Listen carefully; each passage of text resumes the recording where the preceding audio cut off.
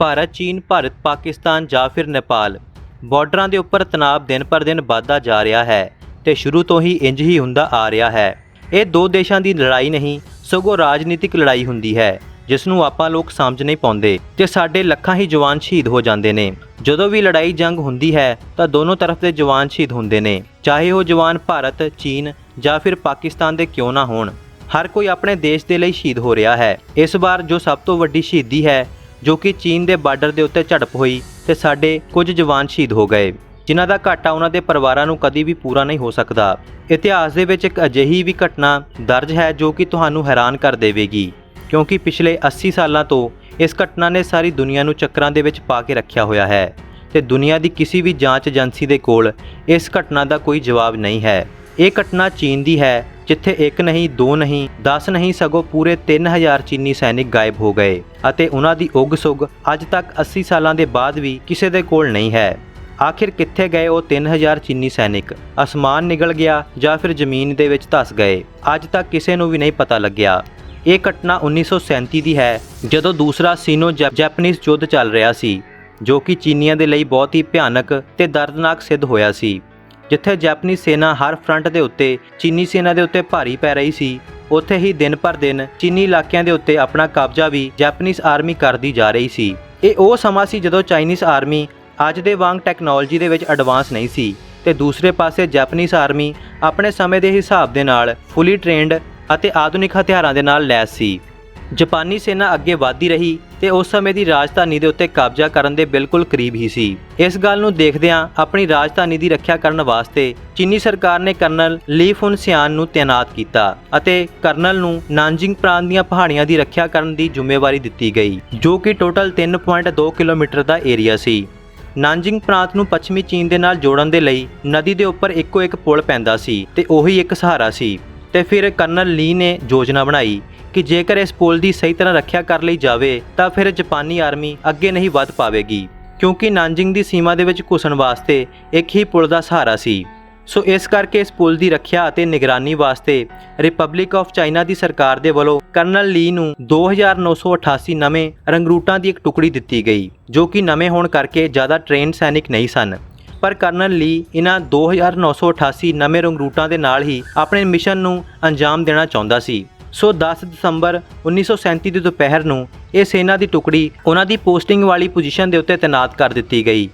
ਪਰ ਹੈਰਾਨੀ ਦੀ ਗੱਲ ਤਾਂ ਇਹ ਹੋਈ ਕਿ ਅਗਲੇ ਹੀ ਦਿਨ ਦੀ ਸਵੇਰ ਵੇਲੇ ਕਰਨਲ ਲੀ ਨੂੰ ਸੂਚਨਾ ਮਿਲੀ ਕਿ ਉਹਨਾਂ ਦਾ ਉਸ ਸੈਨਾ ਦੀ ਟੁਕੜੀ ਦੇ ਨਾਲ ਸੰਪਰਕ ਟੁੱਟ ਗਿਆ ਹੈ ਤੇ ਉਸ ਪਾਸਿਓਂ ਕੋਈ ਵੀ ਜਵਾਬ ਨਹੀਂ ਮਿਲ ਰਿਹਾ। ਬੇਸ ਦੇ ਉੱਤੇ ਮੌਜੂਦ ਸਾਰੇ ਲੋਕਾਂ ਨੇ ਇਹੀ ਸੋਚਿਆ ਕਿ ਜ਼ਰੂਰ ਜਾਪਾਨੀ ਸੈਨਾ ਨੇ ਉਹਨਾਂ 2088 ਸੈਨਿਕਾਂ ਦੇ ਉੱਤੇ ਹਮਲਾ ਕਰ ਦਿੱਤਾ ਤੇ ਉਹਨਾਂ ਨੂੰ ਮਾਰ ਦਿੱਤਾ ਗਿਆ, ਜਿਸ ਕਰਕੇ ਦੂਸਰੇ ਪਾਸਿਓਂ ਕੋਈ ਜਵਾਬ ਨਹੀਂ ਆ ਰਿਹਾ। ਕਰਨਲ ਲੀ ਨੇ ਤੁਰੰਤ ਹੀ ਇੱਕ ਟੀਮ ਨੂੰ ਉਸ ਮਾਮਲੇ ਦੀ ਜਾਂਚ ਕਰਨ ਵਾਸਤੇ ਭੇਜਿਆ ਅਤੇ ਉਹ ਟੀਮ ਉਸ ਪੁਲ ਦੇ ਕੋਲ ਪਹੁੰਚੀ। ਸਾਰਿਆਂ ਨੂੰ ਇਹੀ ਲੱਗ ਰਿਹਾ ਸੀ ਕਿ ਜਾਪਾਨੀ ਆਰਮੀ ਨੇ ਉਹਨਾਂ ਸਾਰੇ 2988 ਸੈਨਿਕਾਂ ਨੂੰ ਮਾਰ ਦਿੱਤਾ ਹੋਵੇਗਾ, ਪਰ ਉੱਥੇ ਪਹੁੰਚਣ ਤੇ ਸਾਰੇ ਸੁੰਨ ਹੀ ਪੈ ਗਏ ਤੇ ਕਿਸੇ ਨੂੰ ਵੀ ਆਪਣੀ ਅੱਖਾਂ ਦੇ ਉੱਤੇ ਯਕੀਨ ਨਹੀਂ ਹੋ ਰਿਹਾ ਸੀ, ਕਿਉਂਕਿ ਜਿਹੜੇ 2988 ਸੈਨਿਕ ਪੁਲ ਦੀ ਰੱਖਿਆ ਦੇ ਵਾਸਤੇ ਭੇਜੇ ਗਏ ਸੀ ਉੱਥੇ ਉਹਨਾਂ ਦੇ ਵਿੱਚੋਂ ਇੱਕ ਵੀ ਸੈਨਿਕ ਮੌਜੂਦ ਨਹੀਂ ਸੀ ਤੇ ਨਾ ਹੀ ਉਹਨਾਂ ਦੀਆਂ ਲਾਸ਼ਾਂ ਉੱਥੇ ਮੌਜੂਦ ਸਨ। ਉਹਨਾਂ ਦੇ ਨਾਲ ਭੇਜਿਆ ਗਿਆ ਸਾਰਾ ਸਮਾਨ, ਹਥਿਆਰ, ਅਸਲਾ ਉੱਥੇ ਜਿਉਂ ਦਾ ਤਿਉਂ ਹੀ ਪਿਆ ਸੀ। ਦੇਖ ਕੇ ਹੀ ਪਤਾ ਚੱਲ ਰਿਹਾ ਸੀ ਕਿ ਇਹ ਸਮਾਨ ਨੂੰ ਗੱਡੀਆਂ ਦੇ ਵਿੱਚੋਂ ਲਾਉਣ ਤੋਂ ਬਾਅਦ ਹੱਥ ਤੱਕ ਨਹੀਂ ਲਗਾਇਆ ਗਿਆ, ਪਰ ਉੱਥੇ ਕੁਝ ਟੈਂਟ ਗੱਡੇ ਪਏ ਸਨ ਅਤੇ ਕਿਤੇ-ਕਿਤੇ ਅੱਗ ਵੀ ਜਲ ਰਹੀ ਸੀ। ਉਹ 2988 ਸੈਨਿਕਾਂ ਦੇ ਨਾਲ ਖਾਣ ਦਾ ਸਮਾਨ ਵੀ ਭੇਜਿਆ ਗਿਆ ਸੀ, ਪਰ ਉਹਨਾਂ ਦੇ ਵਿੱਚੋਂ ਜ਼ਿਆਦਾਤਰ ਸਮਾਨ ਖੋਲ੍ਹਿਆ ਤੱਕ ਨਹੀਂ ਗਿਆ ਸੀ।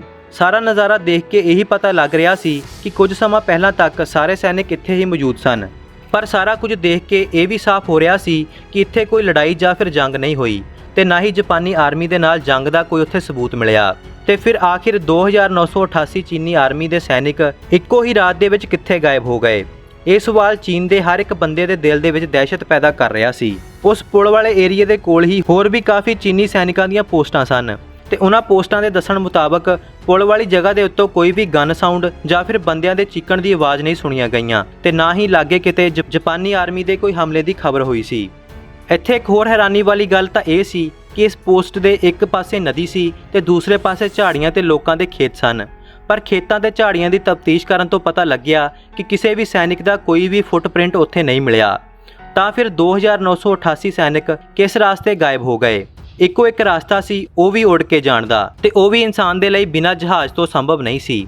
ਇਹ ਸਵਾਲ ਹੋਰ ਵੀ ਵੱਡਾ ਹੁੰਦਾ ਗਿਆ ਤੇ ਚੀਨੀ ਆਰਮੀ ਨੇ ਆਲੇ ਦੁਆਲੇ ਦੇ ਪਿੰਡਾਂ ਤੋਂ ਲੈ ਕੇ ਉਹਨਾਂ 2988 ਸੈਨਿਕਾਂ ਦੇ ਪਰਿਵਾਰਾਂ ਤੱਕ ਪਹੁੰਚ ਕੀਤੀ, ਪਰ ਕਿਤੇ ਵੀ ਉਹਨਾਂ ਦਾ ਕੋਈ ਵੀ ਪਤਾ ਨਹੀਂ ਲੱਗ ਸਕਿਆ। ਸਨ 1945 ਦੇ ਵਿੱਚ ਇਹ ਜਾਪਾਨ ਦੇ ਨਾਲ ਲੱਗਿਆ ਹੋਇਆ ਯੁੱਧ ਖਤਮ ਹੋਇਆ ਤੇ ਫਿਰ ਬਾਅਦ ਦੇ ਵਿੱਚ ਵਿਵਾਦੀ ਜ਼ਮੀਨਾਂ ਦੇ ਉੱਤੇ ਦੋਹਾਂ ਦੇਸ਼ਾਂ ਦੀਆਂ ਸੰਧੀਆਂ ਵੀ ਹੋ ਗਈਆਂ।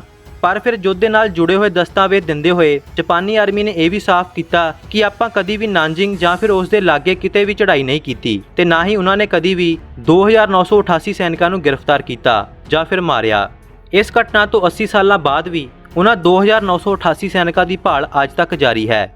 ਪਰ ਉਸ ਰਾਤ ਕੀ ਹੋਇਆ, ਉਹ 2988 ਸੈਨਿਕ ਕਿੱਥੇ ਗਏ, ਕੀ ਹੋਇਆ ਉਹਨਾਂ ਦੇ ਨਾਲ, ਉਹ ਕਿਵੇਂ ਗਾਇਬ ਹੋ ਗਏ, ਇਹਨਾਂ ਸਵਾਲਾਂ ਦੇ ਜਵਾਬ ਦੁਨੀਆ ਦੀ ਕਿਸੇ ਵੀ ਜਾਂਚ ਏਜੰਸੀ ਦੇ ਕੋਲ ਅੱਜ ਤੱਕ ਨਹੀਂ ਹਨ।